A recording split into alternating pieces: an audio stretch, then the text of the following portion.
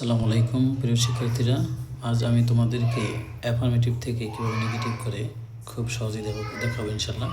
আর এগুলির মধ্যেই প্রায় সময় পরীক্ষাতে আসে, এই জন্য তোমরা খুব ভালো করে খেয়াল করবে। আশা করি ইনশাল্লাহ তোমরা বুঝতে পারবে। তো আমরা যদি 1 নম্বর সেন্টেন্সটি খেয়াল করি, সেক্ষেত্রে আমরা সেন্টেন্সটির শুরুতে এভরি দেখতে পাচ্ছি।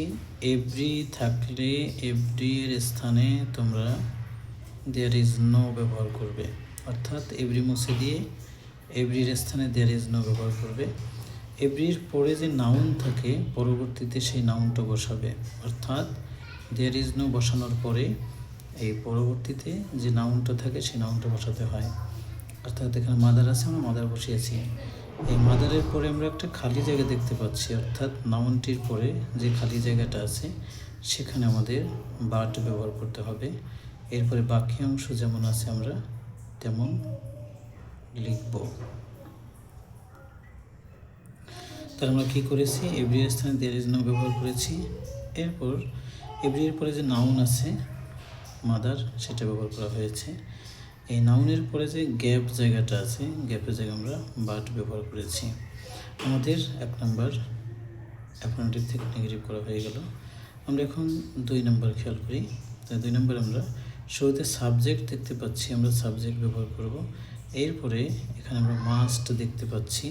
নিয়ম হলো মাস্ট থাকলে মাস্টের জায়গায় ক্যান নট বাট বসাতে হয়। ক্যান নট বাট, আমরা মাস্টের স্থানে ক্যান নট বাট ব্যবহার করেছি। এরপরে বাকি অংশ যেমন আছে আমরা তেমন বসিয়ে দেব। তাহলে আমরা 2 নম্বরে কি দেখতে পাচ্ছি, সেন্টেন্সটিতে মাস্ট আছে। মাস্ট থাকলে মাস্টের জায়গায় ক্যান নট বাট ব্যবহার করতে হয়, আমরা মাস্টের স্থানে ক্যান নট বাট ব্যবহার করেছি। এরপরে বাকি অংশ যেমন ছিল অমনই আমরা বসিয়ে দিয়েছি। এটার আরও একটা নিয়ম আছে, তুমি মাস্টের জায়গায় ক্যান নট হেল্প বসাতে পারো। তুমি যদি মাস্টের স্থানে ক্যান নট হেল্প বসাও তাহলে তোমাকে পরবর্তী ভার্বের সাথে আইএনজি দিয়ে দিতে হবে, অর্থাৎ এই ডু ভার্বের সাথে আইএনজি দিয়ে ডুইং করে দিতে হবে। 3 নম্বর যদি আমরা খেয়াল করি, এখানে আমরা দেখতে পাচ্ছি টু আছে। এই টু এর জায়গায় আমরা সো ব্যবহার করব। আমরা কি করব, টু এর জায়গায় সো ব্যবহার করব।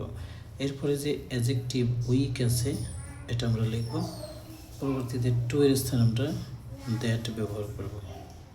তাহলে আমরা কি করেছি, টু এর স্থানে সো ব্যবহার করেছি আর টু এর স্থানে দ্যাট ব্যবহার করেছি।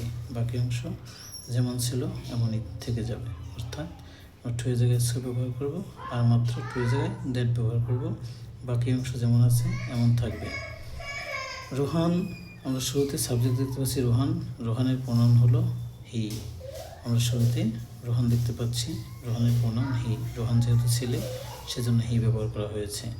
আর এখানে সেন্টেন্সটিতে আমরা ইজ দেখতে পাচ্ছি, ইজ হলো প্রেজেন্ট, এজন্য আমাদেরকে ক্যান নট বসাতে হবে।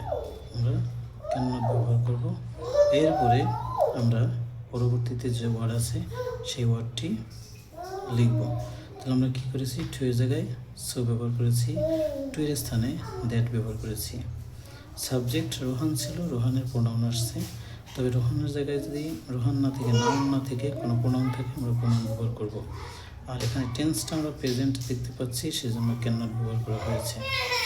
এরপর আমরা পরবর্তী ওয়ার্ডটি লিখেছি। আমাদের সেন্টেন্সটি অ্যাফার্মেটিভ থেকে নেগেটিভ হয়ে গেল।